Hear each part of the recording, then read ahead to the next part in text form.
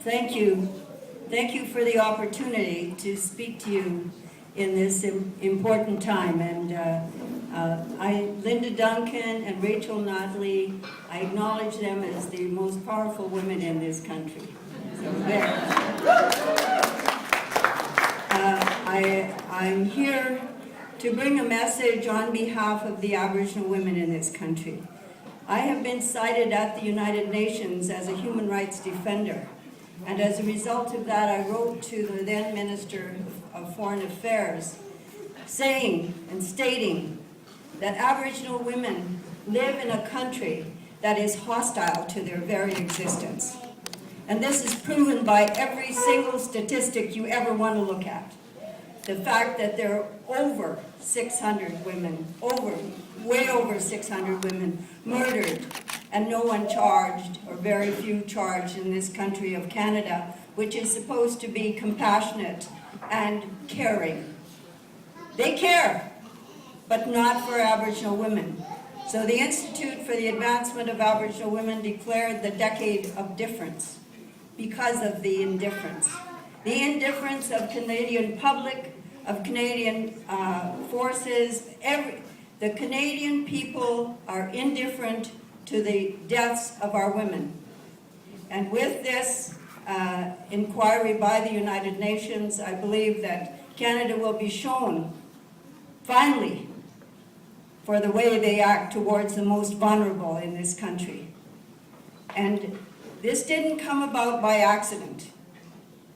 It came about because, and I state here publicly, every single act of discrimination against Aboriginal people, the Indigenous people of this country, has been government legislated. Everything. The laws proclaimed that you could take the children away from their mothers, their families, their communities. And there was nowhere to turn. That was the law. And it was the RCMP who, in many cases, came and got the children. The children cried. And in the residential schools, which I don't believe that the Canadian public understands what the residential schools were all about. So I want to give you an illustration. First of all, to tell you that 50% of the children died in residential school. And when they couldn't figure out what they died from, which I believe was a broken heart and of loneliness and very much agony, they called it decline. Decline, when they couldn't figure out why they died. But we know why they died. They died because they were taken away from the love of their family and their mothers and their fathers and their brothers and sisters. But I wanted to tell you this because it's a piece of Canadian history that I recently came upon. And I was speaking in Lac La Biche during Métis Week. And it's this. On November 16th, 1885, the Canadian government hanged Louis Riel.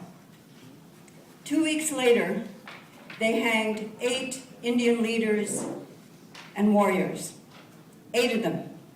They built 8 gallows, and they put them all at the same level. So when the trapdoor was released, they were all released at the same time, and they died in agony. No lawyers, no court, no nothing, no rule of law. They just executed them.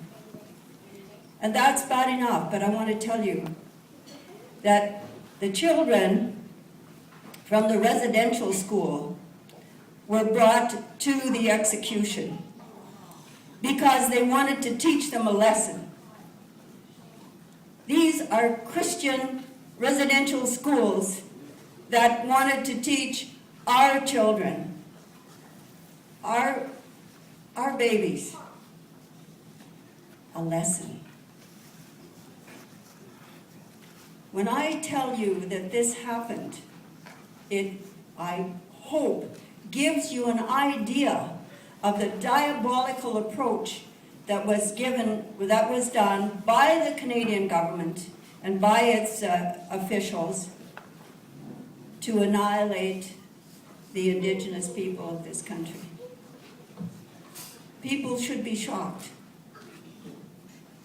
and they should be outraged that this kind of thing happens in a country that, if you ask someone a few years ago what they thought of Canada, they think of Canada as the most wonderful place in the world.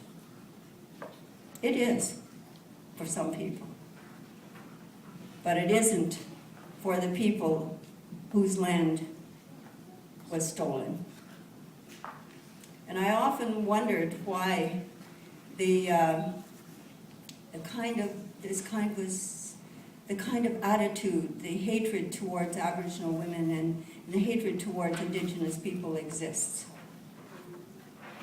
I want to tell you that in the February 19th, 2000, in the National Post, they published the poster which the police used for target practice.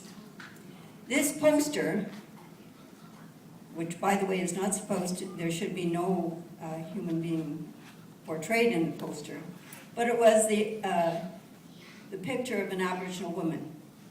And in this picture there was already the bullet holes where they had used this poster for target practice. And this is the Saskatchewan Police College.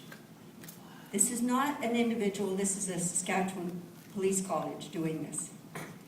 And when they were confronted, because our people were outraged at this, and it was a national paper, they said, this may be very comforting to you, they said that it wasn't a picture of an Aboriginal woman, it was a white lady, a white Caucasian lady. That's who they were. They thought that was better. I point that out because over the years, and going back to being cited at the United Nations, I have had a very, very difficult time in dealing with the innate hatred and racism towards Indigenous people. And I call on you as good and kind and thinking people to address this. And the way, as Linda Duncan and Rachel pointed out, one of the ways to do that is to get a kind and caring government. And I'm very proud of saying that I'm a New Democrat and I've run 4 times. So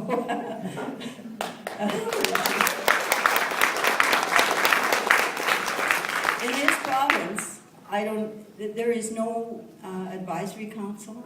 There is no recognition that women even exist. For us as Aboriginal women, we have had to do some extraordinary things.